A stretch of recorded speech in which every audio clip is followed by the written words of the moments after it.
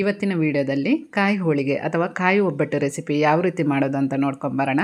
ಬಿಗಿನರ್ಸ್ಗೆ ಹೊಸಬರಿಗೆ ತುಂಬ ಸುಲಭವಾಗಿ ಯಾವ ರೀತಿ ಒಬ್ಬಟ್ಟನ್ನು ಮಾಡೋದಂತ ನಾನು ನನ್ನ ವಿಡಿಯೋದಲ್ಲಿ ಸುಲಭವಾಗಿ ಹೇಳಿಕೊಟ್ಟಿದ್ದೀನಿ.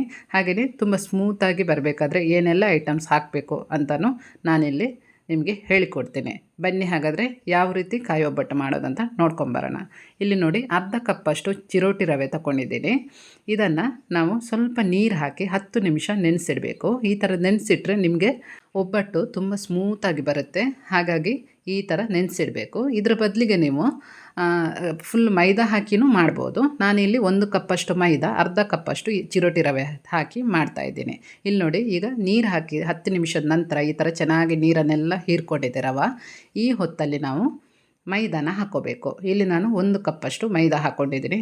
ಟೋಟಲಾಗಿ 1.5 ಕಪ್ಪಷ್ಟು ಒಟ್ಟಿಗೆ ನಾನು ಹಿಟ್ಟನ್ನು ರೆಡಿ ಮಾಡ್ಕೊಂಡಿದ್ದೇನೆ. 1 ಕಪ್ಪಷ್ಟು ಮೈದಾ, ಅರ್ಧ ಕಪ್ಪಷ್ಟು ಚಿರೋಟಿ ರವೆ, 1/4 ಸ್ಪೂನಷ್ಟು ಅರಿಶಿನ, 1/4 ಸ್ಪೂನಷ್ಟು ಉಪ್ಪು ಹಾಕ್ಕೊಂಡು ಈ ಥರ ಮೊದಲಿಗೆ ಚೆನ್ನಾಗಿ ಮಿಕ್ಸ್ ಮಾಡ್ಕೊಳ್ಳಿ. ನಂತರ ನೀರನ್ನು ಸೇರಿಸ್ಕೊಳ್ಳಿ. ಯಾಕಂದರೆ ಆಲ್ರೆಡಿ ರವಕ್ಕೆ ನಾವು ನೀರು ಹಾಕಿ ನೆನೆಸಿಟ್ಟಿರೋದ್ರಿಂದ ಹದ ನೋಡಿಕೊಂಡು ನಂತರ ಹೀಗೆ ಸ್ವಲ್ಪ ಸ್ವಲ್ಪ ನೀರು ಹಾಕ್ಕೊಂಡು ಚೆನ್ನಾಗಿ ಕಲಿಸ್ಬೇಕು. ಒಮ್ಮೆಲೆ ನೀರು ಹಾಕ್ಕೊಳ್ಳೋಕ್ಕೆ ಹೋಗಬೇಡಿ. ತುಂಬ ನೀರಾದರೆ ನಿಮಗೆ ಹಿಟ್ಟು ಗಟ್ಟಿ ಮಾಡ್ಕೊಳ್ಳೋಕ್ಕೆ ಕಷ್ಟ ಆಗುತ್ತೆ. ಈ ಥರ ಚೆನ್ನಾಗಿ ಇದನ್ನು ನಾದಬೇಕು. ಒಂದು 10 ನಿಮಿಷ ಆದರೂ ಚೆನ್ನಾಗಿ ನಾದಬೇಕು. ನಾದಿದಷ್ಟು ನಿಮಗೆ ಒಬ್ಬಟ್ಟು ತುಂಬ ಚೆನ್ನಾಗಿ ಬರುತ್ತೆ. ಈಗ ಸ್ವಲ್ಪ ಇದು ಸ್ಮೂತಿ ಇರಬೇಕು. ಯಾಕಂದರೆ ರವೆ ಹಾಕಿರೋದ್ರಿಂದ ಇದು ನಾವು ನೆನೆಸಿಟ್ಟಾಗ ಸ್ವಲ್ಪ ಗಟ್ಟಿನೇ ಆಗುತ್ತೆ. ಹಾಗಾಗಿ ಹಿಟ್ಟು ಸ್ವಲ್ಪ ಸ್ಮೂತಾಗಿ ಕಲಸಿ ಇಡಬೇಕು. ಈಗ 2 ಸ್ಪೂನಷ್ಟು ಎಣ್ಣೆನ ಇದಕ್ಕೆ ಹಾಕ್ಕೋಬೇಕು. ನಾರ್ಮಲ್ ಕುಕ್ಕಿಂಗ್ ಆಯಿಲ್ ಇರುತ್ತಲ್ಲ, ಅದನ್ನು ಹಾಕ್ಕೊಂಡು ಈ ಥರ ಚೆನ್ನಾಗಿ ನಾದಬೇಕು. ನಂತರ ಇದನ್ನು ಈ ಥರ ಚೆನ್ನಾಗಿ ಒಂದು 10 ನಿಮಿಷ ನಾದಿದ ನಂತರ ನೋಡಿ, ಚೆನ್ನಾಗಿ ಈ ಥರ ನಾದಿದ ಹಿಟ್ಟಿಗೆ 4ರಿಂದ 5 ಸ್ಪೂನಷ್ಟು ಕುಕ್ಕಿಂಗ್ ಆಯಿಲ್ ಹಾಕಿ ನೆನೆಯೋಕ್ಕೆ ಬಿಡಬೇಕು. 1 ಗಂಟೆ ಇದು ಚೆನ್ನಾಗಿ ನೆನೆಬೇಕು. ಇದು 1 ಸ್ಪೂನಷ್ಟು ಎಣ್ಣೆ ಹೀರ್ಕೊಡುತ್ತಷ್ಟೇ. ನಂತರ ಅದು ಎಣ್ಣೆನ ನಾವು ತೆಗೆದ್ರಾಯ್ತು. ಒಬ್ಬಟ್ಟು ತಟ್ಟುವಾಗ ಆ ಎಣ್ಣೆ ಯೂಸ್ ಆಗುತ್ತೆ ನಮಗೆ. ಇಲ್ಲಿ ನೋಡಿ, ಹುರಿಗಡಲೆ ಇರುತ್ತಲ್ಲ, ಅದನ್ನೊಂದು ಅರ್ಧ ಕಪ್ಪಷ್ಟು ತಗೊಂಡು ಚೆನ್ನಾಗಿ ನೈಸಾಗಿ ಪುಡಿ ಮಾಡಿ ಇಟ್ಕೋಬೇಕು. ಇದು ನಾವು ಒಬ್ಬಟ್ಟಿಗೆ ಏನು ಹೂರಣ ಮಾಡ್ಕೋತೀವಲ್ಲ, ಅದಕ್ಕೆ ಮಿಕ್ಸ್ ಮಾಡ್ಕೊಳ್ಳೋಕ್ಕೆ ಬೇಕಾಗತ್ತೆ. ಒಂದು ವೇಳೆ ಒಬ್ಬಟ್ಟು ಹೂರಣ ತುಂಬ ಸ್ಮೂತಾದರೆ, ತೆಳುವಾದರೆ ಇದನ್ನು ಹಾಕ್ಕೊಂಡ್ರೆ ಚೆನ್ನಾಗಿ ನಿಮಗೆ ಪರ್ಫೆಕ್ಟಾಗಿ ಬರುತ್ತೆ.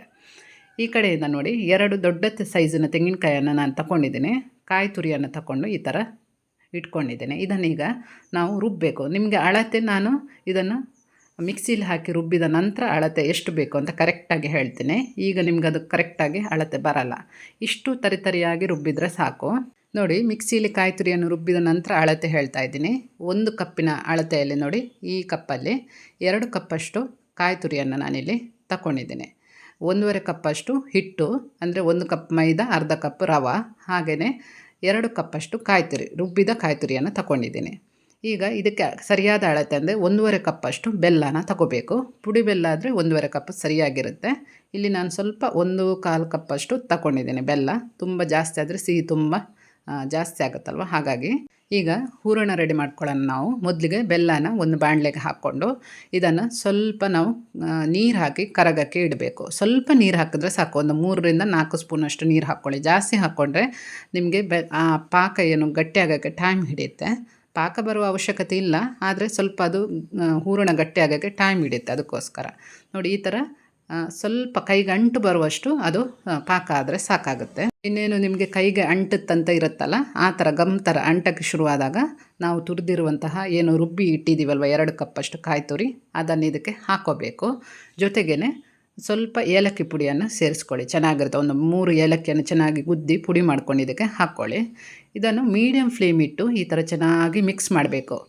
ಈ ಚೆನ್ನಾಗಿ ಮಿಕ್ಸ್ ಮಾಡಿದ ನಂತರ ಸ್ವಲ್ಪ ಅದು ಡ್ರೈ ಆಗ್ತಾ ಬರುತ್ತಲ್ವ, ಒಂದು ಮೀಡಿಯಮ್ ಫ್ಲೇಮಲ್ಲಿ 7ರಿಂದ 8 ನಿಮಿಷ ನಾವು ಚೆನ್ನಾಗಿ ಮಿಕ್ಸ್ ಮಾಡಿದ ನಂತರ ಒಂದು 4 ಸ್ಪೂನಷ್ಟು ನಾವು ಹುರಿಗಡಲೆ ಪೌಡರ್, ಆಲ್ರೆಡಿ ಪುಡಿ ಮಾಡಿ ಇಟ್ಕೊಂಡಿರುವಂಥ ಈ ಹುರಿಗಡಲೆ ಪೌಡರನ್ನು ಹಾಕ್ಕೋಬೇಕು. ನಿಮಗೆ ಆಲ್ರೆಡಿ ನಿಮಗೇನು ನಾರ್ಮಲಾಗಿ ಅದು ಸ್ವಲ್ಪ ಗಟ್ಟಿಯೇ ಇದೆ ಅಂತ ಇದ್ದರೆ ನೀವು ಇದನ್ನು ಹಾಕ್ಕೊಳ್ಳೋ ಅವಶ್ಯಕತೆ ಇಲ್ಲ. ಸ್ವಲ್ಪ ಸ್ಮೂತ್ ಇದೆ ಅಂತ ಇದ್ದರೆ ಬಿಗಿನರ್ಸ್ಗೆ ಇದು ಸುಲಭ ಐಡಿಯಾ ಅಂತ ಹೇಳ್ಬೋದು. ಈ ಥರ ಚೆನ್ನಾಗಿ ಮಿಕ್ಸ್ ಮಾಡಿ 1 ನಿಮಿಷ ಮೀಡಿಯಮ್ ಫ್ಲೇಮಲ್ಲಿ ಮಿಕ್ಸ್ ಮಾಡಿದ ನಂತರ ಗ್ಯಾಸ್ ಫ್ಲೇಮ್ ಆಫ್ ಮಾಡಿ 1 ಸ್ಪೂನಷ್ಟು ತುಪ್ಪ ಮೇಲ್ಗಡೆ ಹಾಕಿ ಇದನ್ನು ಚೆನ್ನಾಗಿ ತಣ್ಣಕ್ಕೆ ಬಿಡಬೇಕು. ಕಂಪ್ಲೀಟಾಗಿ ಇದು ಸಪ್ಪೆ ಆಗುತ್ತಲ್ವ, ಆಗ ಈ ಥರ ನೋಡಿ ಚೆನ್ನಾಗಿ ಉಂಡೆ ಕಟ್ಟಕ್ಕೆ ಬರುತ್ತೆ. ಈ ಉಂಡೆ ಇನ್ನೂ ಸ್ವಲ್ಪ ಗಟ್ಟಿ ಆಗುತ್ತೆ. ನಾವೆಲ್ಲ ಉಂಡೆ ಮಾಡಿ ಇಟ್ಟ ನಂತರ ಈ ಕಡೆಯಿಂದ ಹೋಳಿಗೆ ತಟ್ಟಕ್ಕೆ ರೆಡಿ ಮಾಡ್ಕೋತೀವಲ್ವ, ಅಷ್ಟೊತ್ತಿಗೆ ಇದು ಇನ್ನೂ ಸ್ವಲ್ಪ ಗಟ್ಟಿನೇ ಆಗುತ್ತೆ. ಇಲ್ಲಿ ನೋಡಿ ಒಟ್ಟಿಗೆ ನಾನು 9 ಉಂಡೆಯನ್ನು ಮಾಡ್ಕೊಂಡಿಟ್ಟಿದ್ದೀನಿ. ಸ್ವಲ್ಪ ದೊಡ್ಡ ದೊಡ್ಡ ಉಂಡೆನೇ ಮಾಡ್ಕೋಬೇಕು. ಯಾಕಂದರೆ ಹೂರಣ ಒಳಗಡೆದು ಹೂರಣ ಸ್ವಲ್ಪ ಜಾಸ್ತಿನೇ ಇರಬೇಕು, ಕಣಕ ಸ್ವಲ್ಪ ಉಂಡೆ ಕಮ್ಮಿನೇ ತಗೋಬೇಕು. ಇಲ್ಲಿ ನೋಡಿ ಮೈದಾ ಹಿಟ್ಟು ಏನು ನಾವು ಕಲಸಿ ಇಟ್ಟಿದ್ದೀವಲ್ವ, ಅದರಲ್ಲಿ ಎಣ್ಣೆ ಹಾಕಿ ಇಟ್ಟಿದ್ವಿ. ಆ ಎಣ್ಣೆಯನ್ನು ಕಂಪ್ಲೀಟಾಗಿ ವಾಪಸ್ ಎಲ್ಲನೂ ಒಂದು ಬೌಲಿಗೆ ಹಾಕೋಬೇಕು. ಈ ಎಣ್ಣೆ ನಮಗೆ ಒಬ್ಬಟ್ಟು ತಟ್ಟಕ್ಕೆ ಆ ಟೈಮಲ್ಲಿ ಯೂಸ್ ಆಗುತ್ತೆ. ಇಲ್ಲಿ ನೋಡಿ ಕಂಪ್ಲೀಟಾಗಿ ಎಣ್ಣೆ ಜಾಸ್ತಿ ಅದು ಹೀರ್ಕೊಂಡಿಲ್ಲ, ಸ್ವಲ್ಪನೇ 1 ಸ್ಪೂನಷ್ಟು ಎಣ್ಣೆ ಹೀರ್ಕೊಂಡಿದೆ ಅಷ್ಟೇ. ಹಾಗಾಗಿ ಇಷ್ಟು ಎಣ್ಣೆ ವಾಪಸ್ ನಾವು ತೆಗೆದಿಡಬೇಕು. ಈಗ ಇದರಲ್ಲಿ ಸಣ್ಣ ಸಣ್ಣ ಉಂಡೆಗಳನ್ನು ಮಾಡ್ಕೋಬೇಕು. ಹೂರಣದ ಉಂಡೆಗಿಂತ ಸ್ವಲ್ಪ ಕಮ್ಮಿನೇ ಇರಬೇಕು. ಹೂರಣ ಯಾವತ್ತೂ ಜಾಸ್ತಿ ಇರಬೇಕು, ಇದು ಸ್ವಲ್ಪ ಕಮ್ಮಿನೇ. ಸಣ್ಣ ಸಣ್ಣ ಉಂಡೆ ಮಾಡಿಕೊಂಡ್ರೆ ಆಯಿತು. ಇದನ್ನು ಒಂದು ರೌಂಡ್ ಈ ಥರ ಚೆನ್ನಾಗಿ ಮಿಕ್ಸ್ ಮಾಡಿ ಉಂಡೆಗಳನ್ನಾಗಿ ಮೊದಲು ನಾವು ಇದನ್ನು ಮಾಡ್ಕೋಬೇಕು. ಉಂಡೆ ಮಾಡಿ ಇಟ್ಟರೆ ಮೊದಲಿಗೆ ನಾವು, ನಂತರ ನಿಮಗೆ ಬೇಗ ಬೇಗ ತಟ್ಟಿ ನಾವು ಹೋಳಿಗೆಯನ್ನು ರೆಡಿ ಮಾಡ್ಕೋಬೋದು. ಹಾಗಾಗಿ ಮೊದಲಿಗೆ ಉಂಡೆ ಈ ಥರ ಮಾಡಿ ಇಟ್ಕೋಬೇಕು. ಇಷ್ಟು ಸ್ಮೂತಾಗಿ ಹಿಟ್ಟು ರೆಡಿ ಆಗಬೇಕು.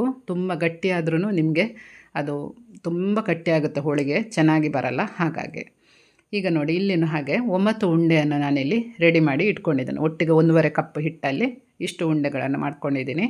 ಬಾಳೆ ಎಲೆ ತಗೊಂಡು ಇದಕ್ಕೆ ಚೆನ್ನಾಗಿ ಎಣ್ಣೆಯನ್ನು ಹಚ್ಚಬೇಕು. ಎಣ್ಣೆ ಚೆನ್ನಾಗಿ ಹಾಕಿದ್ರೆ ನಿಮಗೆ ತಟ್ಟಕ್ಕೆ ಸುಲಭ ಆಗುತ್ತೆ.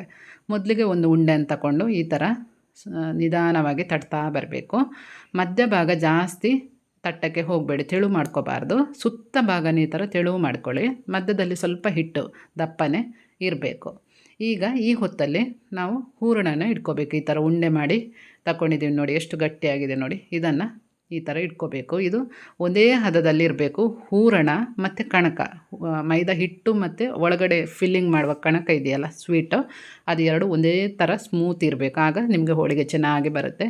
ಈ ಥರ ಸುತ್ತ ಫಿಲ್ಲಿಂಗ್, ಅದನ್ನೇನು ಎಲ್ಲೂ ನಿಮಗೆ ಒಳಗಡೆ ಇರುವ ಫಿಲ್ಲಿಂಗ್ ಕಾಣಬಾರ್ದು, ಆ ಥರ ಕವರ್ ಮಾಡ್ಕೊಳ್ಳಿ.